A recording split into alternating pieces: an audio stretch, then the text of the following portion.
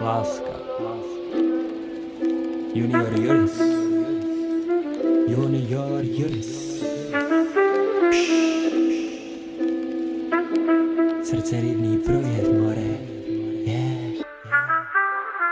Když si mě poprvé spatřila, radostí nervóznici celá jiskřila. Nikoho jinýho do svýho zorného pole nepustila a zavřela dveře, odevzdala se mi celá na kameře.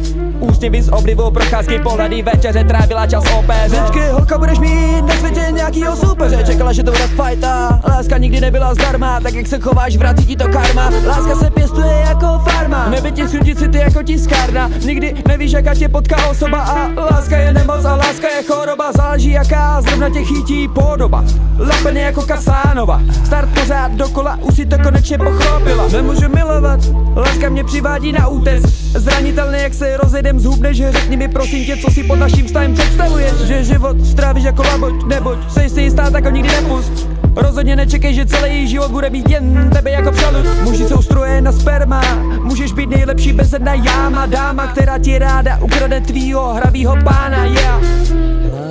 Prosím tě, až se budeš jednou rozhodovat, jestli svoji lásku necháš odejít, anebo si ji radši necháš, tak si to dvakrát rozmysli předtím, než to uděláš. Protože člověk, který ti odejde, tak se může stát, že už se taky nikdy nevrátí. Já vím, často přemýšlíš nad tím, co bys měl změnit nebo udělat. Ale věř mi, že někdy je lepší nechat věci tak, jak jsou a neměnit to ještě v horší, než bylo předtím. Tráva je vždycky nejvíc zelenější u soušoda. A láska je magie, láska je maska, praská vymění za další, není to zábava, hledání něčeho, co si vysila, pořád se jenom modlila. Neodcházej. Marně mě prosila, promiň holka, jen by si se trápila, hledavej cit, aby si se konečně už sladila. A láska musí mít tisknu, podej mi papír, prosím tisknu, a plusové body ti přečtu, stavební spoření přes lišku. A nepotřebuji metry, pokud si se v lásce spletl, zatím co si o lásce četl, tak si to roky asi špatně vedl. A bože, je mi tak těžko, dávej mi peníze víc ti, než to ty těžko. Dal jsem ti vše a ty mi to tak špatně vracíš ty děvko. Často tolik pryč, těžko se mi dýchá, nemůžu to říct od plic. Máš jinýho fréra, já už jsem pro tebe dávno nic. Pořád myslíš na sadní vrátka, jsi nepříjemná jako v zubech párádka.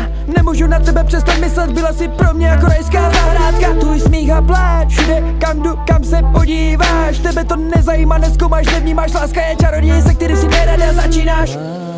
Už jednou jsem ti říkal, že by si měl uvědomit, jaký vztah je nebo není.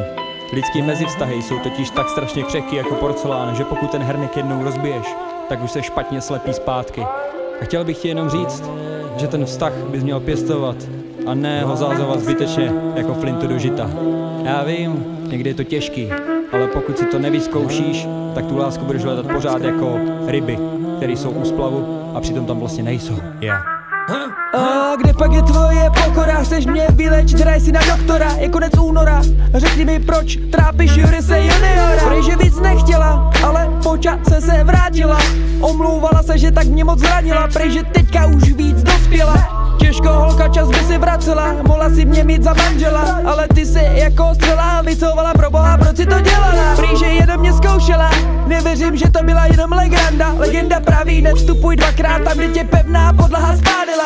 Proč si přestala zdravit, když já jsem ten, co potřebuje zotavit? Nechala si moje srdce zohavit, měla by si pořádně za to zaplatit. Nechal jsem tě tlaku vystavit, abych svoje já dokázal opravit. Chci tě pozdravit, čeká tě to, co mě díky, že si mě touto lekci dokázala poučit. Chci se omluvit, že jsem nechal tvoje nervy bouchnout jako dynamit, yeah.